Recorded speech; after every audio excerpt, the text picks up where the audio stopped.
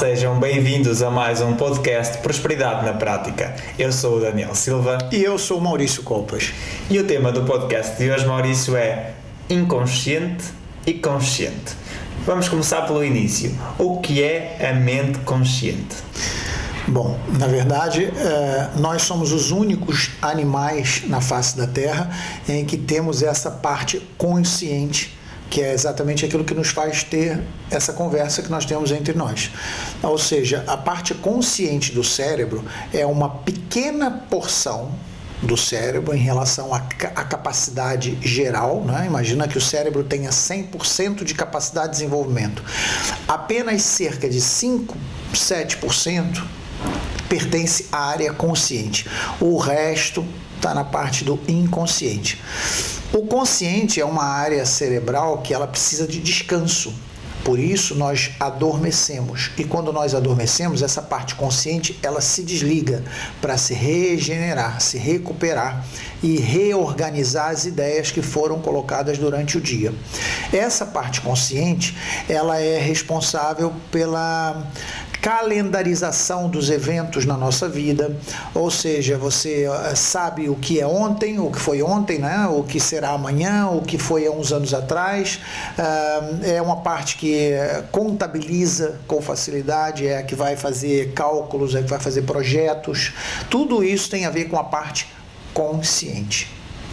E o que é a mente inconsciente? Pois é, o inconsciente, na verdade, como tem toda essa 95%, por que ela é tão grande? Porque ela é responsável pela nossa sobrevivência. Todas as pessoas que agora façam um testezinho rápido, né? As pessoas que estão nesse momento estão nos vendo, eu pergunto a você, quantas vezes você respirou desde que começou o vídeo? Você sabe responder? Não. Quantas vezes você piscou o olho enquanto estamos conversando? Quantas vezes você mudou de posição? Isso talvez não seja muito, porque a gente tem pouco tempo de conversa, mas mudar de posição, porque as células do corpo nesse momento estão sendo esmagadas por esse lado e sem você dar conta disso, você muda de posição. Ou seja, o cérebro, a mente inconsciente, ela é responsável por tudo aquilo que cuida da sua vida, não é? Quantas vezes bate o coração, se bate, se não bate, se acelera, se não acelera, se você respira ou deixa de respirar, as suas emoções estão todas armazenadas, são desencadeadas pelo seu subconsciente, as suas crenças, aquilo que são armazenadas a nível de memória mais profunda, estão armazenadas no seu subconsciente. E por que ela é uma parte grande, já agora falando, né? Como se nós exemplificarmos como um computador. O computador tem sempre aquela memória rápida, de acesso rápido, né? Daquele produto que você utiliza com mais facilidade, e depois tem aqueles que ficam guardados num disco remoto, lá no fundo, que você tem que acessar através, não sei das coisas. É mais ou menos isso. Só que na mente consciente, ela passa tudo por ela, né? Enquanto você está acordado, eu estou olhando para você, mas por acaso estou percebendo que a cortina está ali assim, a câmera está aqui assada, na minha visão periférica tudo isso entra. O som, o cheiro, não é? O tato, a temperatura, tudo isso está entrando pelos meus sentidos e são percebidos pela minha parte consciente. E, no entanto, eu não tenho capacidade de armazenamento nessa memória curta de toda essa informação. Então, toda a informação, desde que você nasceu, ou até mesmo antes disso, na sua vida intrauterina, ela está armazenada nas suas memórias. Essas memórias são armazenadas nessa maior parte. Imagina que tamanho que teria que ser o seu consciente se você, além de ter que tomar conta de tudo isso de forma consciente, ainda tivesse que armazenar toda essa informação. Seria ótimo porque você conscientemente acessaria todos os pontos, mas não há espaço físico para isso. Por isso você só tem acesso às memórias rápidas, e as memórias mais profundas, as suas crenças, tudo aquilo que é verdade para você está dentro da sua memória mais profunda, portanto no seu inconsciente, a maior parte do seu cérebro. Isso significa então que nós não nos esquecemos de nada, apenas não temos um acesso imediato a essas lembranças? Exatamente. todas as informações que são vividas por você, todas as suas experiências, tudo aquilo que você vive, você armazena de alguma forma no seu subconsciente, entende? O que vai variar é a forma como você enxerga essas informações que chegam, porque realmente são muitas informações e você conscientemente faz uma pré-filtragem daquilo que é importante. E essa pré-filtragem, o que é mais importante, fica mais próximo do seu consciente. E o resto passa batido, vamos dizer assim, e vão ser armazenados no seu subconsciente. Então você vai perguntar, então quer dizer que eu lembro o que aconteceu no dia 23 de fevereiro de 1974? Sim. Lembrar não. Armazenado sim, está lá armazenado. Se você for fazer um trabalho de hipnose ou um trabalho terapêutico que vá buscar algo que tenha acontecido numa determinada fase da sua vida, você é capaz de reviver aquele momento com exatidão e inclusive perceber o cheiro que estava naquele lugar, naquele momento, as pessoas que estavam, os sons que você ouvia, entende? E isso, inclusive, já é perceptível, já é gravado no seu subconsciente desde a vida intrauterina. Por isso, às vezes, a criança, até em certos trabalhos terapêuticos de regressão e hipnose, você consegue voltar à vida intrauterina e informações que a criança ainda nem sequer estava do lado de fora, as informações passaram pela mãe, não é? Pelos canais de percepção consciente e impregnaram aquela caixinha, aquela memória. Não é? Eu dei o exemplo do computador, é mais ou menos isso. Nós temos um disco rígido vazio. Quando você comprou o seu computador, por exemplo, ele veio com um programinha básico de instalação, não é? Ou seja, o vital para arrancar, o arranque. Depois você, ao longo do tempo, na utilidade que deu ao seu computador, inseriu lá novos programas. Nós somos exatamente assim, numa linguagem ilustrada.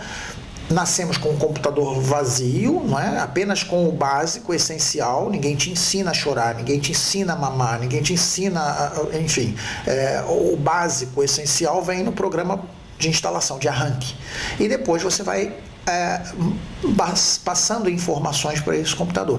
Quando você chega à sua idade adulta, está tudo lá registrado. Mas você só lembra conscientemente aquilo que você tem acesso imediato ou que está mais superficial da zona do inconsciente, que é o subconsciente. Então, o consciente e o inconsciente são, digamos, duas partes do nosso cérebro. E elas funcionam em conjunto? Elas funcionam em conjunto, sim e não. Quando o consciente está desperto, não é? Agora, nesse momento, eu estou falando com você, o meu consciente está trabalhando a 100%, não é? Ou seja, dentro das minhas capacidades, eu estou utilizando a minha capacidade de linguagem, a minha memória, o meu discernimento, o meu cálculo, e estou passando para você uma informação consciente. O meu inconsciente, ele está sempre trabalhando, porque enquanto eu estou falando com você, eu não programo mexer a mão. Se calhar, inconscientemente, eu mexo a mão. Eu não programo quantas vezes eu vou respirar, e, no entanto, inconscientemente, eu estou respirando. No entanto, quando eu vou me deitar, o que acontece? Você apaga o consciente, não é? E começa a trabalhar o inconsciente. O inconsciente, ele não para descansar.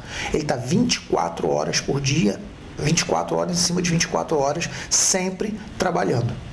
E, por exemplo, quando nós estamos no trânsito e parece que meio que nos abstraímos de alguma coisa, estamos a conduzir e, sei lá, saímos um pouco dali porque estamos a pensar na vida e em alguma coisa. E, de repente, parece que algo nos obriga a travar, como se soubesse que um acidente ia acontecer. E efetivamente, se nós não travássemos, nós íamos bater no carro da frente. Isso também é o nosso inconsciente a trabalhar para nós? É claro que sim, porque às vezes, aliás, como eu já disse, o nosso inconsciente ele está ali permanentemente atento para proteger a sua vida. Eu disse e volto a dizer, um dos papéis principais do seu subconsciente é manter você vivo, certo? E também isso tem muito a ver também com o hábito que você já adquire num processo que você desenvolva há algum tempo de aprendizado. Isso tem a ver com níveis de aprendizado. Você, quando não sabe alguma coisa e não tem consciência de que não sabe, é o caso de dirigir, como você falou, você não sabe dirigir e nem tem consciência disso, não é? Depois o que acontece? Você começa a aprender a dirigir. Você sabe, você tem consciência de que não sabe, mas você está aprendendo a dirigir. Depois você tem consciência de que sabe. Não é? Ou seja, você começa a conduzir, dirigir, nesse caso, sabendo que sabe dirigir. Você está mais à vontade. Mas o pior é o último nível, quando você sabe que sabe e não tem consciência daquilo que você faz. Por exemplo, você passa as mudanças, as marchas do carro sem dar por ela, você consegue ouvir uma música, não deve passar mensagem nem falar no telefone, mas tem pessoas que até fazem isso e é contra a lei, não é? Mas, de qualquer maneira, para mostrar que você tem uma competência inconsciente até, ou seja, você está tão compenetrado, você sabe tanto aquilo que você não tem consciência, você está fazendo aquilo involuntariamente, e nesse caso você pode se dispersar, e ao dispersar pode se tornar perigoso, e o seu subconsciente ele vai estar sempre alerta. Se alguma coisa lhe surgir à frente, ele vai te fazer voltar ao solo, né? Sai da lua e pisa no solo. É o caso do subconsciente sempre alerta. E também às vezes à noite, quando estou deitado, e deve acontecer isto também com algumas pessoas que estão a ouvir o podcast ou aqui no iTunes, ou estão a ver no YouTube ou no Facebook, muitas vezes estou deitado e meio que estava a dormir, mas meio que dei assim uma acordada porque parece que, sei lá, que vinha um mosquito, uma melga, uma mosca que meio que me incomodou, mas eu já estava a dormir. Isto também é o meu inconsciente que detectou que poderia existir ali uma ameaça, claro, e que me acordou. O seu inconsciente ele não dorme, como eu falei, não é? Você vai partir para a parte, você vai dormir, o seu consciente vai adormecer, mas no entanto automaticamente abre-se uma rede de radar de proteção. O seu subconsciente ele fica alerta. Portanto, há casos que, dependendo do nível de alerta de cada um, as pessoas percebem um barulho lá embaixo, uma luz que passa, ela está dormindo, ela está inconsciente. Mas, no entanto, o sistema de alerta, de proteção, de defesa do inconsciente está permanentemente ligado. Você falou, imagina que você às vezes até acorda e vai ver, é um mosquito que está vindo na sua direção. Mas até o seu subconsciente garantir para você mesmo que aquilo não é uma ameaça para você, ele põe você em alerta, entende? Você acorda do nada. É o seu subconsciente alerta 24 horas por dia para sua proteção. Você falou também que o nosso inconsciente é intemporal, ou seja, não tem uma linha de tempo que o nosso consciente tem, mas que o nosso inconsciente não tem. Isso significa que, por exemplo, quando eu estou a pensar em alguma coisa que já aconteceu e estou deitado na cama a ouvir uma música e aquela coisa não me faz bem, significa que eu estou a trazer para mim algo que já aconteceu e que aquilo está, digamos assim, de uma forma ilustrativa a acontecer outra vez. Pela música. Não só pela música. Ou por um eu estou a pensar alguma coisa e aquele acontecimento que eu estou a relembrar, que já não é presente, mas que se para o meu inconsciente não há linha temporal, quando eu trago isso para o meu pensamento outra vez, isso é como se estivesse a voltar a acontecer. Não, é assim, se você pensa, um pensamento é consciente. Então, se você está trazendo uma memória, você está acessando uma memória consciente, então você pode se lembrar de coisas que estão naquele nível que eu falei do computador, em que não está armazenado lá no disco rígido do profundo das suas memórias, e você acessa essas informações. O que pode acontecer é que, através de alguns gatilhos, ou disparar. Imagina que você ouve uma música, por isso que eu perguntei se era da música que você estava falando. Você pode simplesmente ouvir uma música e se sentir triste. Ou seja, a melodia dessa música, ou mesmo uma música que você tenha vivido alguma experiência anterior e que tenha trazido algum dissabor, você automaticamente dispara um gatilho, dispara a âncora, entende? E aquelas sensações são revividas, porque o seu subconsciente, como você falou, é assim que funciona, ele não tem temporalidade. Se aconteceu algo quando é criança, quando a pessoa é criança, aquilo está armazenado num Gestalt, numa caixinha, e aquela caixinha não está escrito lá a data. E quando ela espoleta, quando ela sai dali, ela não sai com data marcada. Então, experiências que você viveu no passado podem causar o mesmo efeito emocional no presente do nada. E isso aplica-se às crenças, não é? Porque as crenças elas estão guardadas no nosso subconsciente. Então, você, se eventualmente tem uma crença de quando você era criança, de uma experiência que você viveu negativa, se você reviver essa experiência no futuro, você pode nem entender por que está reagindo daquela forma. Mas é o seu subconsciente que entendeu que você sofreu com aquilo e para evitar que você volte a sofrer, ele dispara essa âncora outra vez. E então, por exemplo, por que há pessoas que não gostam do aniversário e que quando toca a música dos parabéns e não sei o quê, aquilo lhes traz uma certa agonia e meio que ficam tristes em vez de estarem contentes pelo seu aniversário? Por que pessoas, posso responder com uma pergunta? Por que pessoas adoram o aniversário, cantam parabéns e ficam contentes com o aniversário? Por quê? Por quê? Porque isso tem a ver com as experiências do passado que ela viveu. Alguma coisa terá acontecido que ela não tem essa consciência. Por isso é chamado consciente e inconsciente. Como tudo que acontece está armazenado no seu subconsciente. E quando eu falo de crenças, são experiências que você viveu e que tenha tido um determinado significado, né? Você tenha dado um significado àquele momento e que não tenha sido uma boa experiência. Aquilo pode até entrar para o seu subconsciente e você nunca mais se lembrar conscientemente daquilo. Por quê? Porque é proteção. Né? Isso acontece às vezes quando uma pessoa, esses casos de agressão ou de violação, que as pessoas são realmente agredidas, elas apagam aquilo do consciente. E podem sofrer com alguma sequela em relação a isso, mas não vão buscar essa informação consciente. Então isso tem a ver com as suas crenças.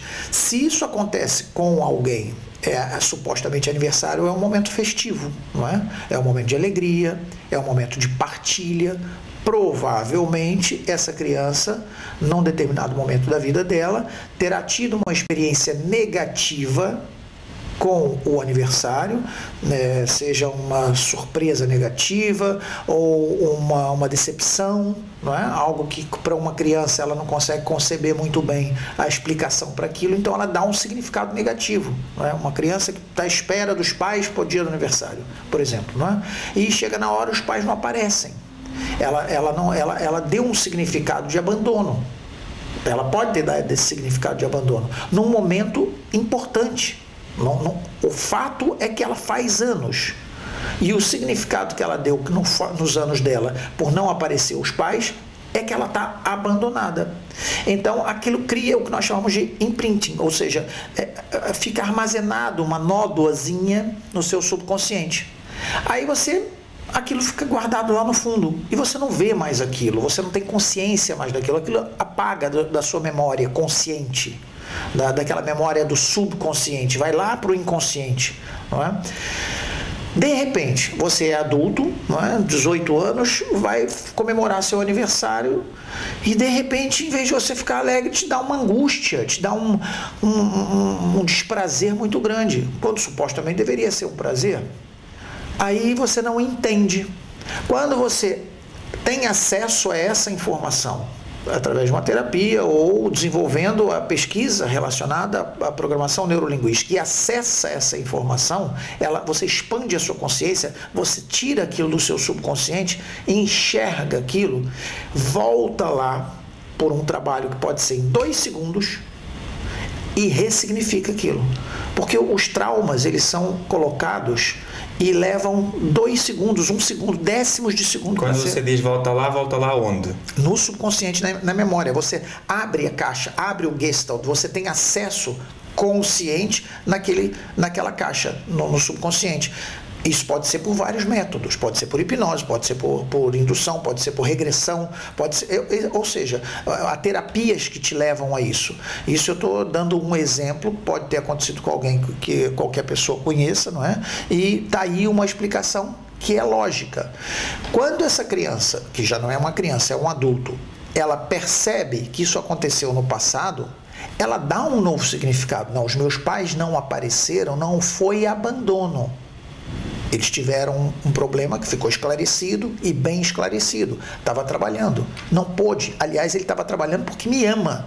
Ela estava trabalhando porque me ama e porque estava me dando capacidade de viver a minha melhor versão de mim mesmo enquanto criança. Então você troca o significado. Você tem o fato, o não aparecimento dos pais, ou do pai ou da mãe, no aniversário, troca o significado. E aquilo já não te causa mais desconforto.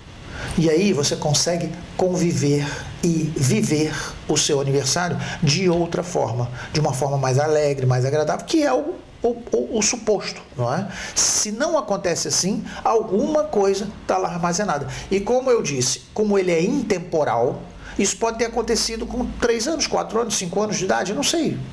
E a criança está lá. Vai ter 18 anos, ela vai sentir aquela sensação. Lembra que eu falei de você ouvir uma música e pode despertar uma emoção? Um cheiro, um perfume. Tem perfume que você não sente.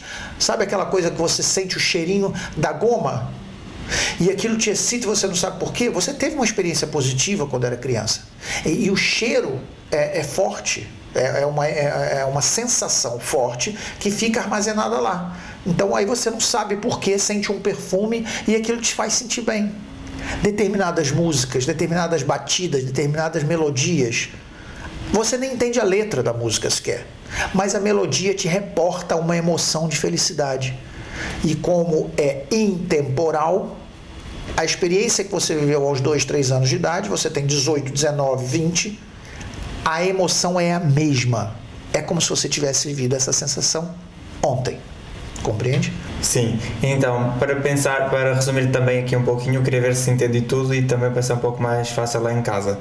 Hoje nós conseguimos aceder a algo que aconteceu há algum tempo atrás, não importa há quanto tempo atrás tenha acontecido, e se esse algo que aconteceu há algum tempo atrás nos está a impedir de alcançar algum objetivo, de sermos felizes no nosso aniversário, de quebrarmos alguma crença limitante que nos está a impedir de ter sucesso, nós conseguimos hoje ir até nesse momento ressignificar e fazer com que agora esse comportamento deixe de existir e passe a ser substituído por um comportamento que nos leva ao sucesso. É isso? É exatamente isso. Eu até, voltando ao exemplo do computador, existem programas de edição de vídeo. Não é? Se eu falei que a imagem está guardada, está armazenada, você pode puxar a fita atrás, não é tão simples quanto isso, não é apertar um botão, existe um processo em que você volta o filme, como se você estivesse naquele filme, aquele filme é a linha da sua vida, não é? E você é capaz de acelerar até o presente ou regressar ao passado. E é claro que isso tudo é regresso mental, não estamos a falar em máquina de tempo, não é nada disso. É uma máquina de tempo mental. Você volta ao seu passado, acessa aquele momento, entende o que aconteceu, porque agora você consegue dar outro significado àquilo, você coloca recursos que na época você não tinha para poder entender aquela situação. E aí você ressignifica. Em programação neurolinguística nós chamamos de ressignificar a situação em si. E quando você ressignifica, o próprio nome já diz, você está dando um novo significado àquele ato.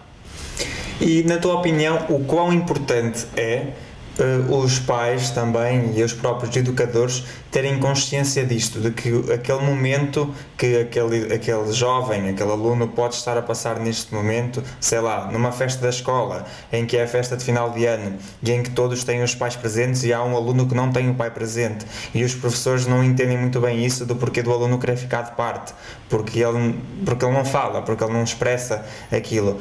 Na tua opinião, o quão importante é, de certa forma, isto passar até a ser um pouco meio de que um modelo educacional que até devesse ser ensinado nas escolas para que os educadores e os próprios pais, os próprios professores começassem a ter ferramentas também para conseguir detectar isto? Olha, Daniel, eu acho que sinceramente isso deveria ser, na minha forma de pensar, a programação neurolinguística, a compreensão do consciente, do subconsciente, da instalação de crenças, do modelo de crenças de cada um, do sistema de crenças de cada um.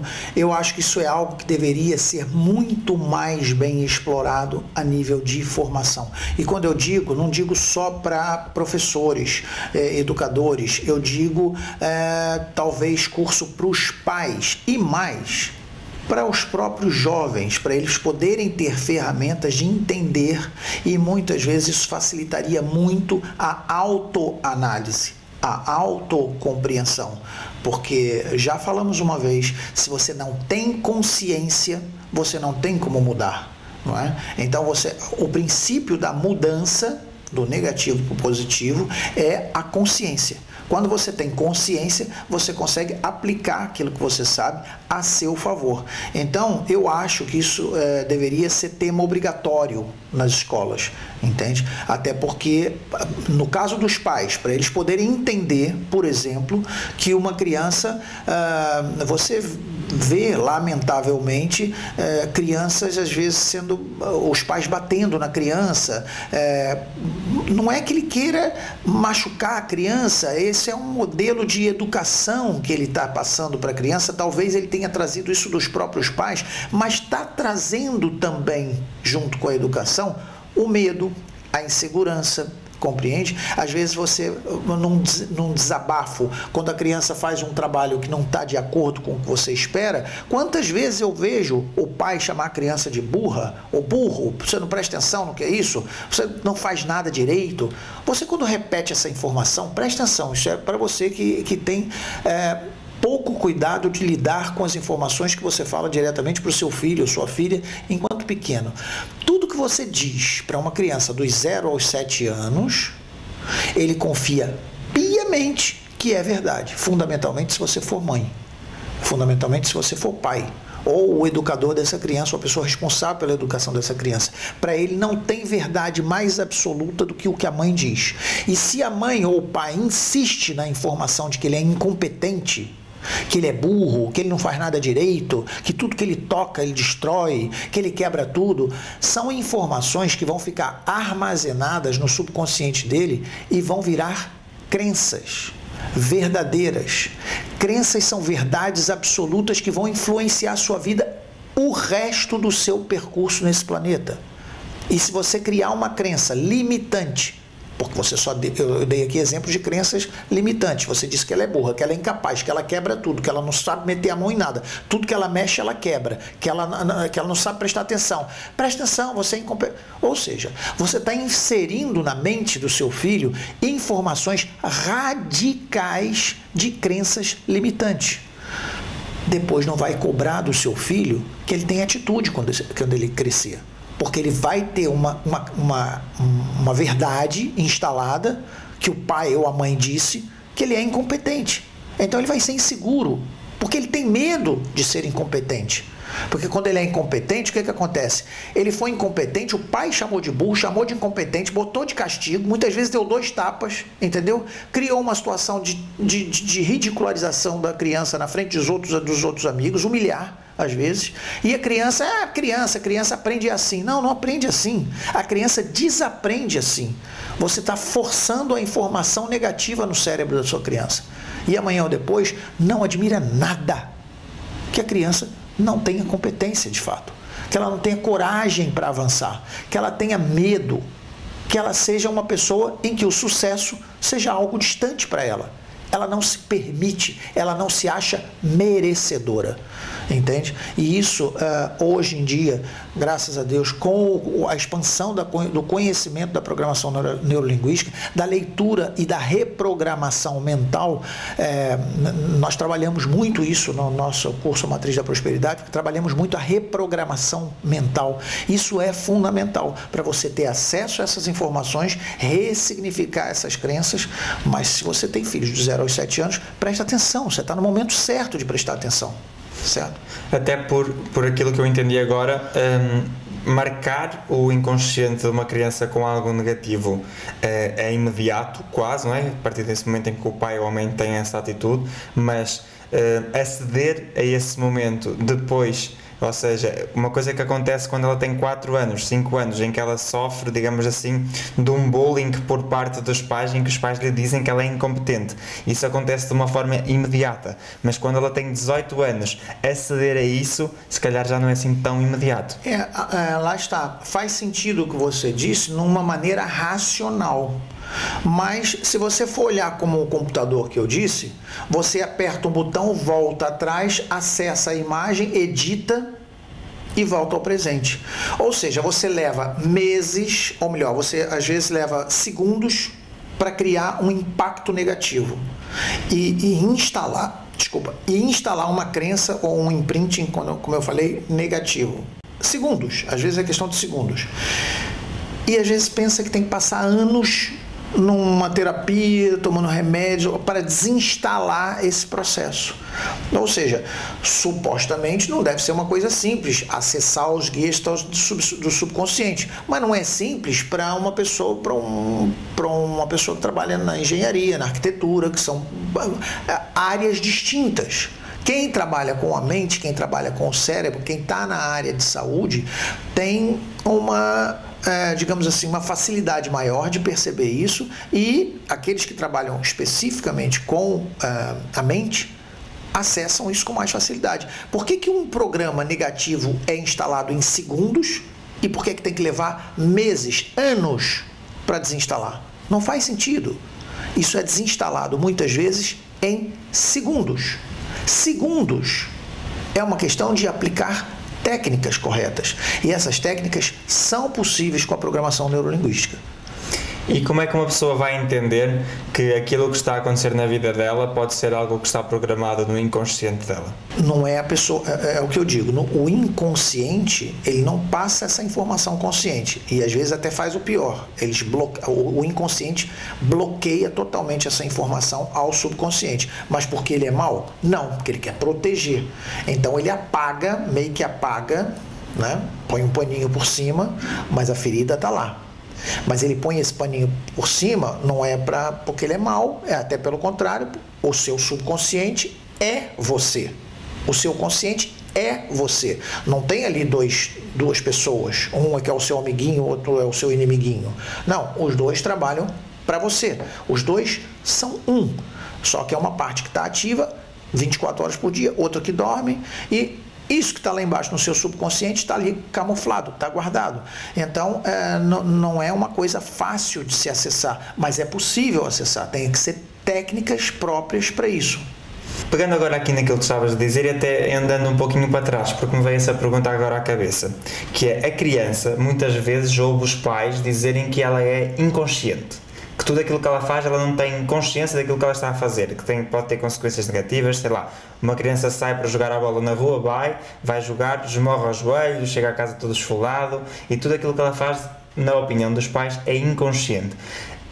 O nosso inconsciente, pegando nestas palavras até que são de muitos pais, então, o nosso inconsciente assume também este lado, digamos assim, da criança que há sempre dentro de nós? Nesse caso, quer dizer, é totalmente errado, porque a criança não está inconsciente.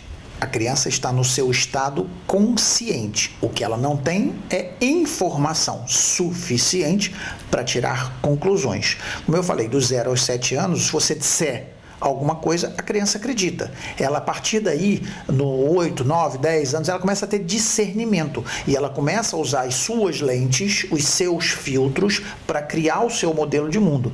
Mas, até então, ela faz aquilo que os pais dizem.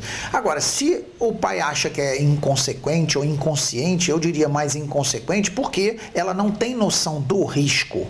Ainda assim, as emoções básicas protegem sempre. Se você chegar uma criança perto de um precipício, seja uma criança, seja um animal, se você chegar perto de um precipício, a emoção medo vai te retrair. Agora, ela pode não ter noção das consequências, mas ela vai ter noção, ou pelo menos o inconsciente dela, se estiver trabalhando como trabalha sempre, vai protegê-la nesse sentido. Agora, não é uma questão da criança dizer, a criança é inconsciente. Não, ela realmente, de forma literal, ela não tem consciência do perigo, mas ela está no seu estado consciente e inclusive armazenando aquelas informações todas. Agora, a criança é aventureira, não é? A criança, ela tem um espírito de não limite dentro daquilo que é o limite dela, Mas isso é normal a gente fazer, não é? Porque você vai descobrir o mundo com os erros, não é? E isso é perfeito, é permitir que a criança erre também, não é?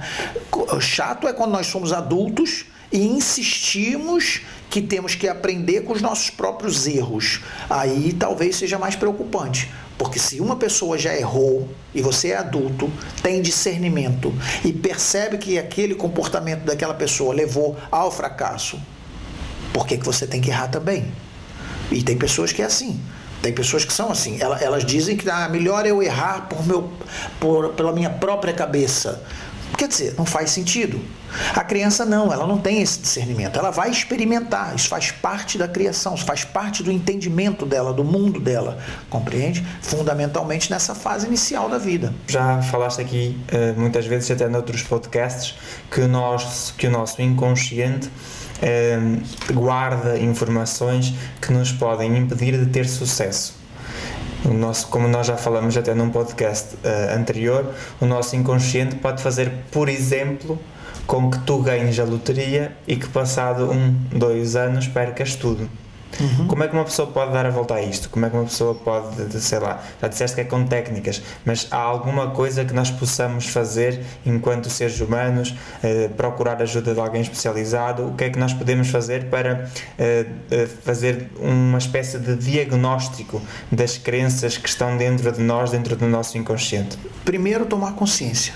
E nós vamos bater sempre nessa tecla. Sem consciência, aquilo não é nada para você, é um acaso. É o destino. Isso é assim porque tinha que ser. E você se acomoda. Ganhando consciência, você altera o resultado. Então, quando você diz que uma pessoa ganha na loteria e destrói o dinheiro todo, isso é um dado, eu não sei se você viu isso em dados estatísticos, é um fato. Se as pessoas forem na internet, vão ver que isso são pesquisas feitas. As pessoas normalmente destroem esse dinheiro.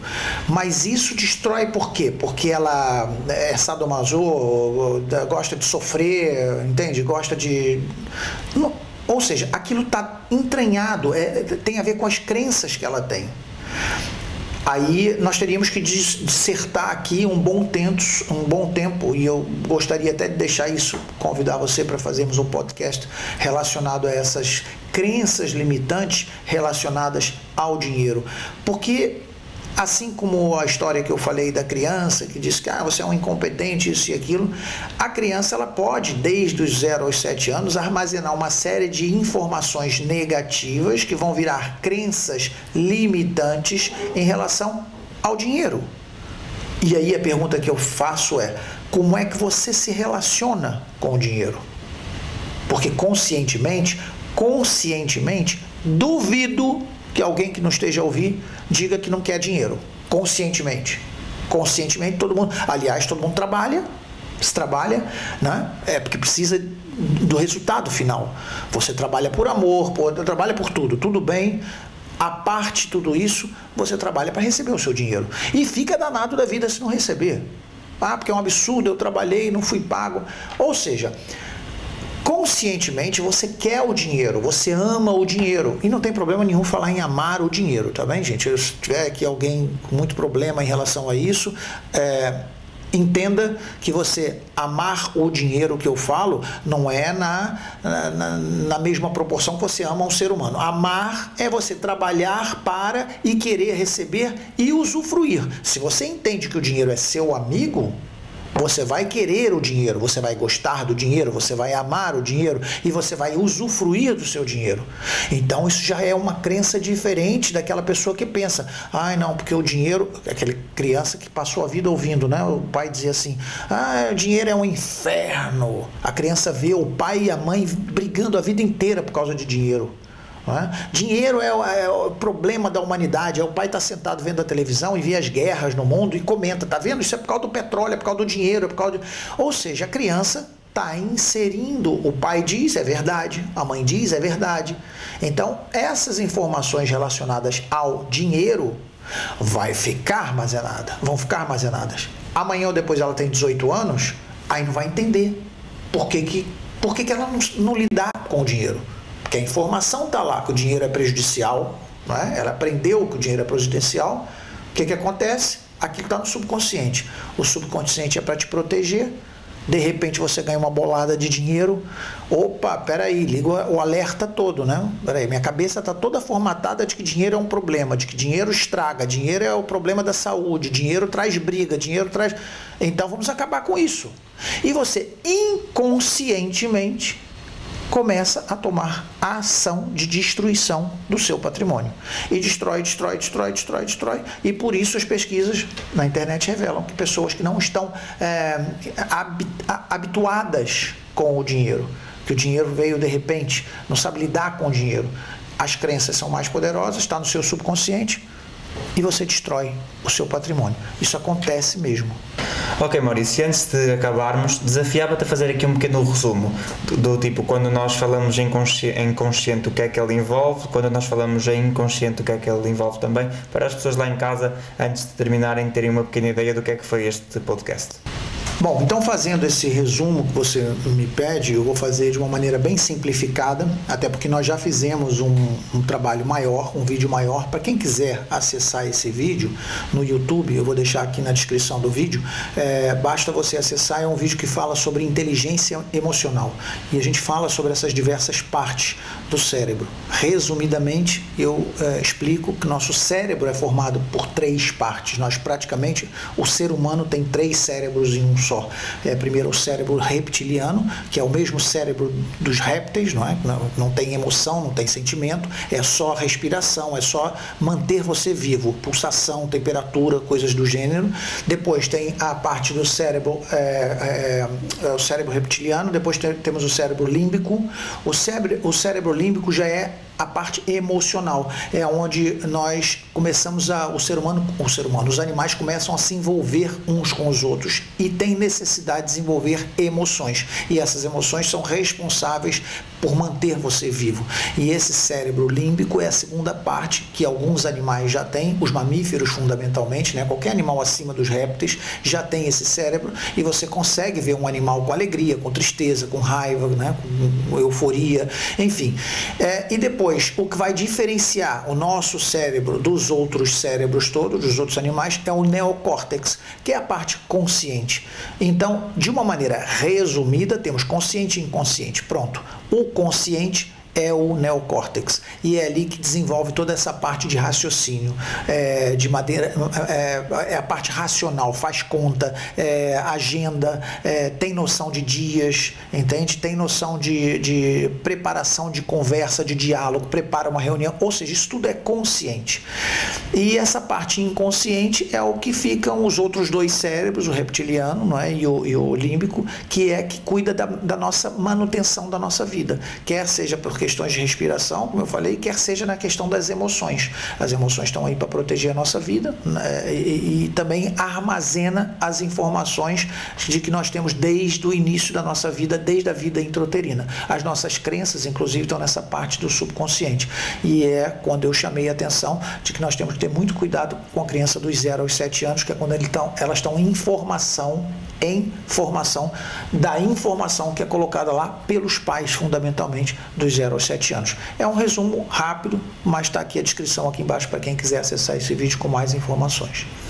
Ok, obrigado, Maurício. Como o Maurício disse, então o link do Vamos Falar sobre Inteligência Emocional fica aqui na descrição, e chegamos assim ao fim de mais um podcast de Prosperidade na Prática. Eu sou o Daniel Silva. E eu sou o Maurício Colpas. Se você gostou desse vídeo, achou um conteúdo interessante, dá um gosto e partilhe com as pessoas que você acha que mereçam ouvir também esse conteúdo.